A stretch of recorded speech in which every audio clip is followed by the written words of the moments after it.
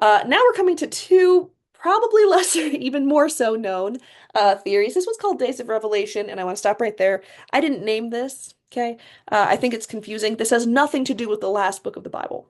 So the final book of the Bible is called Revelation. This is not referring to that. Instead, this is referring to the idea of this being revealed to Moses. But if you want to go do some like Google further researching, Days of Revelation is going to be your search term to help you find out about it.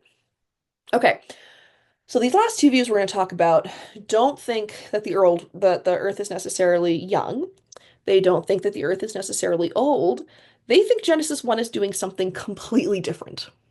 And again, this is getting back to how do we interpret Genesis 1, not necessarily how do we think God actually created things if you could go back with a video camera.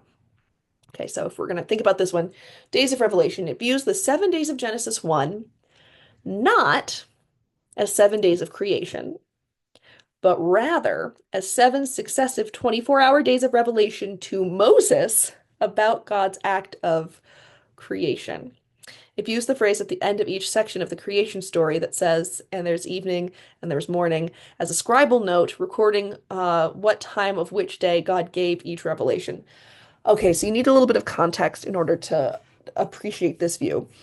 So Moses, a lot of Christians believe, was the primary author of the first five books of the Bible: Genesis, Exodus, Leviticus, Numbers, and Deuteronomy. You can read about Moses in the book of Exodus. That's kind of his biography story. And he's the one who, Prince of Egypt, Ten Commandments, let my people go, the people go through the Red Sea. And after the Red Sea, they get to Mount Sinai. And the Bible talks about this again. You can read it in starting in Exodus chapter 19. They're there at the foot of the mountain, and God gives them the Ten Commandments.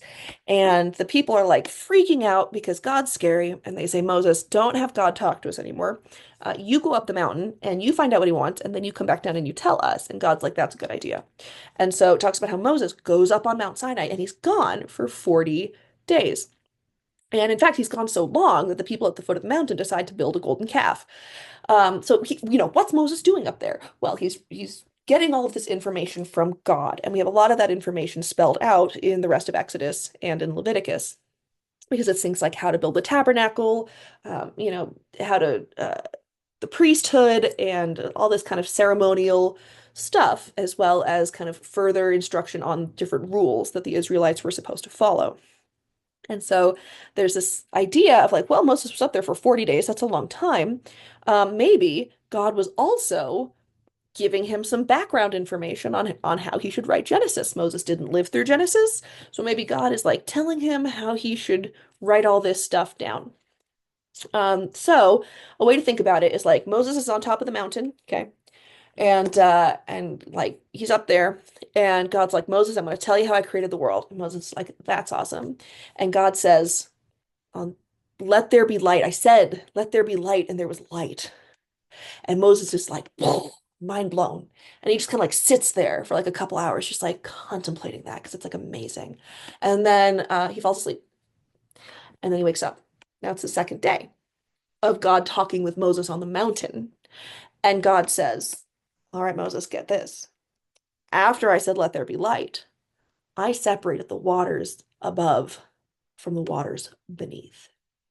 And Moses is like, wow, mind blown.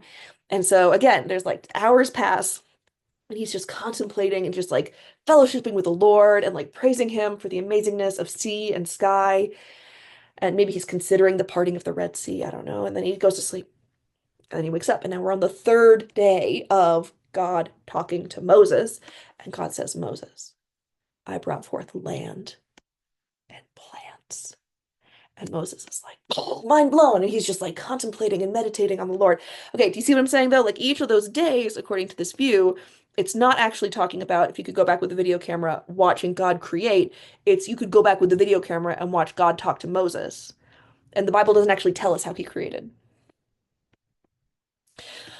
Okay, arguments for this one. So, again, allows for the age of the earth because Genesis 1 now is not even talking about when God actually created the world. Genesis 1 is just talking about God and Moses hanging out. Um, we know that God revealed a lot to Moses on Sinai. So why not this as well? Right? Why not? Why wouldn't God have also told Moses about the creation of the world? And this is a bonus.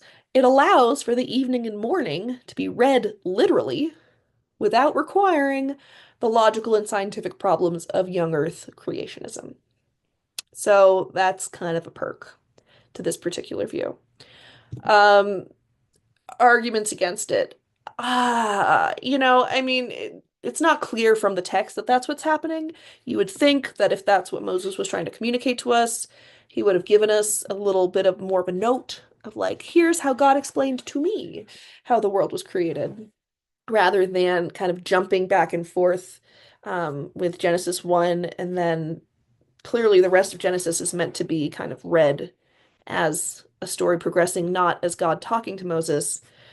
So I think there's a challenge there. My students always get hung up on this idea of like, why would Moses need a whole day to think about God saying, let there be light? And I always counter with, why would God need a whole day to create anything, actually?